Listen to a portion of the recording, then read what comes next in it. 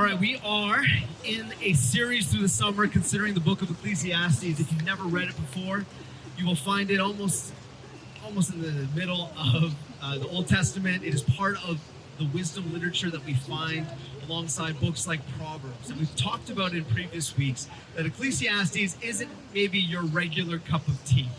We talked about in our community groups that in comparison to Proverbs, it has a very different tone to it.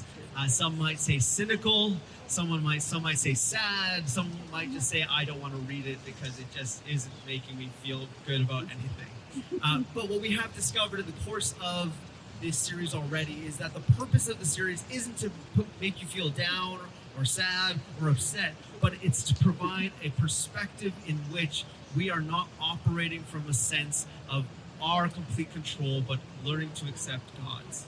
That there is randomness in the midst of life, that there is brokenness in the midst of life, and there are moments that we cannot explain even though we would so desperately want to. When we consider Proverbs and Ecclesiastes in comparison, which we did last week at our community groups, Proverbs wants to provide two paths. What direction are you going to take? The path of righteousness or the path of destruction? Whereas Ecclesiastes asks the question, why am I walking this path at all? Why should I even continue forward? And when we consider those two different aspects, those two different perspectives, we're invited into a story that is dependent upon God. Now, this isn't isolated to the book of Ecclesiastes. It is certainly scattered throughout the Bible as well. But within the book, there is a consistent theme that we are asked to consider. So we're going to read out of Ecclesiastes chapter 5 as we continue this morning. Ecclesiastes 5 verses 1 to 2, it says, "Guard your steps when you go to the house of God. Go near to listen, rather than to speak. Offer the sacrifice of fools who do not know what they do wrong. Do not be quick with your mouth. Do not be hasty in your heart to utter anything before God. God is in heaven and you are on earth. So let your words be few." There's a phrase when people think of Ecclesiastes that seems to always come to the forefront. Life is meaningless. And this could be a final conclusion that you reach after reading a couple chapters, but as it progresses, it wants you to know, in fact, that life does matter. And we often think about life from the perspective of, I want my life to matter. I don't think I'm speaking out of turn to say that we want to do things of value in this world. We want to have an existence that matters. And a lot of the narrative about how that happens is often linked to the idea of victory. History remembers the victors, right? Victors write history for us to remember them in such a way that they have a legacy and a meaning behind all they do. History is littered with stories of victory. But I would also contend that history is littered with stories of humility. That in fact, those stories of humility are the ones that we need at the foundation of humanity for it to flourish. Leo Tolstoy is the author of War and Peace. He's known for many things. And in the late 1800s, this Russian, not an oligarch per se, but he was of the elite. He had a dramatic change of heart. And the story goes that later in his life, he gave up all of his wealth and his status, and he lived a simple life to understand and help the poor. Might have not seemed consequential at the time, and it might be like, oh, well, it's great for him. What's fascinating is that this Russian individual from the 1800s that chose a life of humility would become known for having a direct influence upon the life and teachings of individuals like Martin Luther King Jr. and Mahatma Gandhi. This was an individual that laid a legacy that humanity paid attention to. And it might not be written in the history books in the same way, but it had an impact. His humble approach in life reflected so much more than what was actually taking place all around him. Now let's remember that in this book of wisdom, we're asked to consider more than simply two paths, to be prideful or to be humble. That we're asked to consider the way in which God leads us, the way in which we're asked to be reliant upon God. And the framework of humility within the Bible is in direct opposition to the one in pride that we see over and over again. And if we're just being honest this morning, we all have pride. The concept of pride is not limited to those who show it in maybe more dramatic fashions. I think sometimes when we look at pride, we look at it as only the thing that happens in a dramatic way, where somebody, they reject all that is good and they lean only upon themselves, or they tell a story that is harmful to those around them. We think they're so full of pride and it's obvious. Well, in fact, I think pride is one of the most insidious and subtle things that slips into our lives.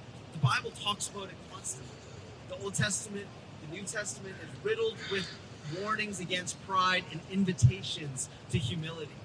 When we look at the life of Jesus, his posture was one of constant humility, and his invitation was that as well. In his final teachings to his disciples in the upper room, he invited them into a lifestyle of humility, not one of simply victory, not one of simply pride or authority, but one of humility, of submission, of service. This was the posture of Jesus, and it was the posture that the writer was taking and leading us forward in this text. Now, there's a number of different ways that we need to consider pride, but it's interesting to note that pride was there before the very beginning. Now, when we look at the biblical narrative and we hear the stories of heaven and hell and of Lucifer and all that takes place, what takes place in the heart of Lucifer is one of pride. And then when we look to the garden, we see the story that's laid before us, and we look to that moment in which Eve chooses to eat from the tree and she's tempted by this coaxing of pride. What's actually taking place? What is pride actually within our hearts? And within that creation narrative, I think it reveals to us that pride, more often than not, is a simple admission or decision that my choice is greater than God's. My control is more important. My authority is above. And this is in our relationship with God, but this is also in our relationship with others. When we feel pride in a negative context towards others, it is often in the sense that I know better than them. And we elevate ourselves, and we take the opposite posture that Jesus invited us into. We elevate ourselves above others rather than going down to our knees and washing the feet of those around us. It's a constant battle within our very beings, pride and humility. So this morning, what I would love for you to do is to turn around in, not your seats, in your spots around you. Find a couple people. We're not going to take too long, but I want you just to ask the question, how would you define pride? All right, how would you define pride, and how would you define being humble? All right, let's go for it.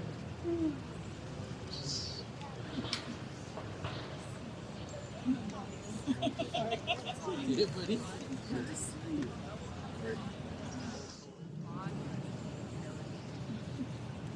Yeah, pride is like a devaluing of someone else's voice in many ways, because we rush past it. Yeah, that's great. It's really interesting when we look at that passage that we read in Ecclesiastes 5. It speaks specifically to the power of listening and of words and the posture that we have within our relationships. And this is both with God and with other people.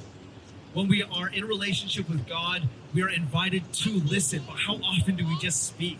God, I need you to fix this. God, this is what's going on wrong in my life. God, I don't know what to do in the situation. And we speak, and we're saying, God, why aren't you responding? Well, the reality is more than often, we are not giving time to listen.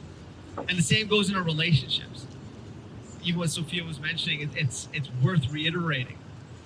If you are spending time in your relationships constantly forming your next response, you're actually not choosing to listen. If a formation of a response is your posture in every relationship, then you are not listening. And in fact, that is pride taking root and devaluing the voice of another. And it's insidious, right? Because you're like, I'm not trying to be prideful. I'm not trying to harm somebody with what I'm doing. I'm trying to say the right thing. I'm trying to do the right thing. This is not actually a question of the intention of our heart. This is actually speaking to the manner in which our will gets contorted in dangerous ways. That we are so focused on what we say and how we say it rather than listening to what someone else is saying and why they are speaking in that manner. Pride is insidious in how it creeps into our relationships and into our postures towards one another. Within the biblical narrative, there is something called the creator-creature paradigm or principle. And essentially, it is based around the creation story in which we see the necessity of returning and remembering the relationship of a creator and his creation. That we trust in the creator to be our source, to be our strength, to be our provider, and to remember that in a posture of, I am not the one who's going to elevate myself above God. Because that's what we're constantly doing in our relationship with God. When we say, okay, God, I'm going to deal with this right now, we're saying, I'm better equipped to deal with it than you. And that's when pride seeps in these ways that we just can't expect.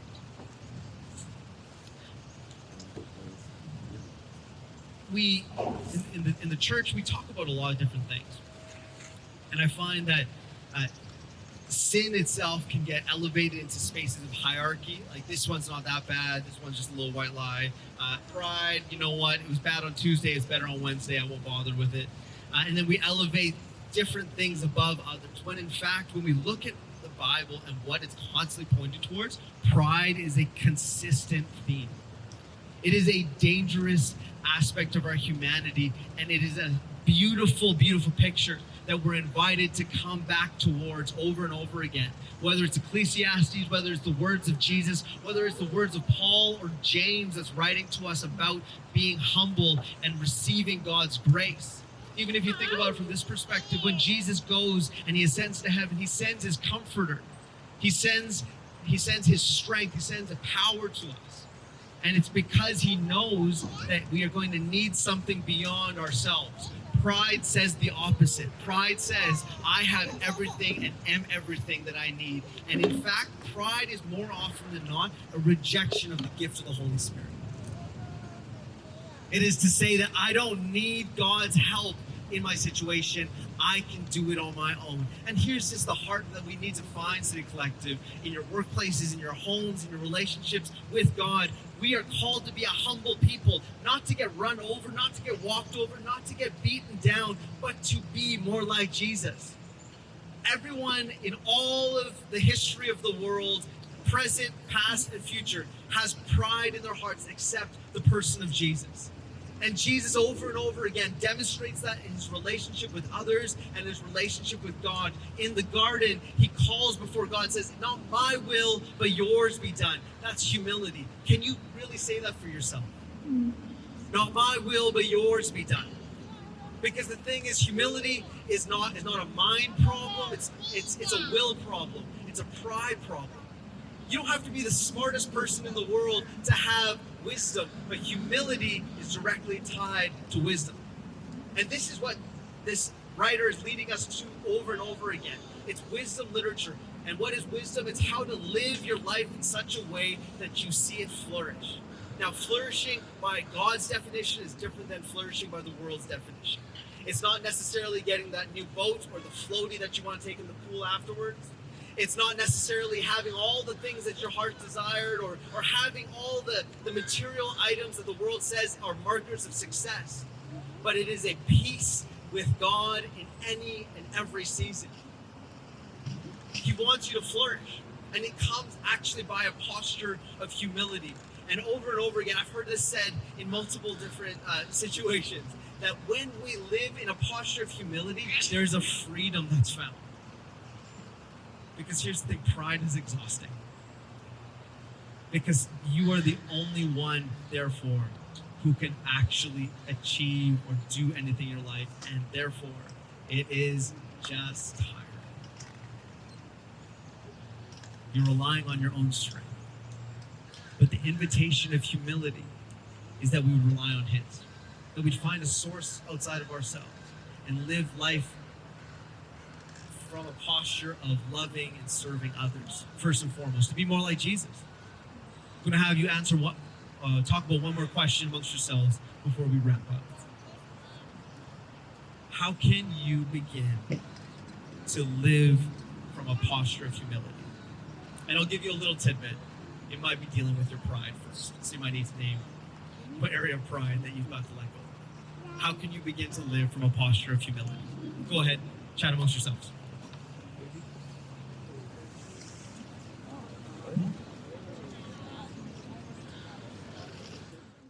I hope when you have a conversation like this that it's not the final answer, but the beginning of a reflection that actually might lead you to think about it more this week, that you might consider what it might look like to have a posture of humility in the everyday going on of your life. From your family to your workplace to here at church to how you're driving on the road, whatever it is, like where does humility needs to make its way into your story? And drawing our hearts back to that place of we are given this incredible gift in the Holy Spirit. I want you to think of it this way. You got two individuals and they're building a fire in the tundra. This place where it feels like there's not going to be any source of warmth or of heat. And then you find that somebody comes by and offers an initial spark to get your little fire going. You don't have anything else, but you get this little spark. Pride says, no, I'll figure it out on my own and I'll build the fire on myself. Humility says, sure, I'll take that fire and maybe it can start a fire that then warms others. And the beauty of humility is that it invites other people into the story, that it doesn't elevate yourself above others. You become a better friend, better spouse, better follower of Jesus. And in all that we do, we just want to be more like him.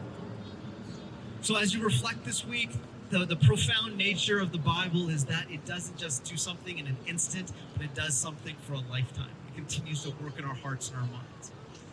So I would just encourage you, consider, where has pride maybe taken root in your heart? Remember, it's not sometimes so obvious, it can be really insidious. And where can you be more humble? Where can humility not just be something that you do, but a way that you live? And then maybe we might become a little bit more wise along the way and follow the words of the reader.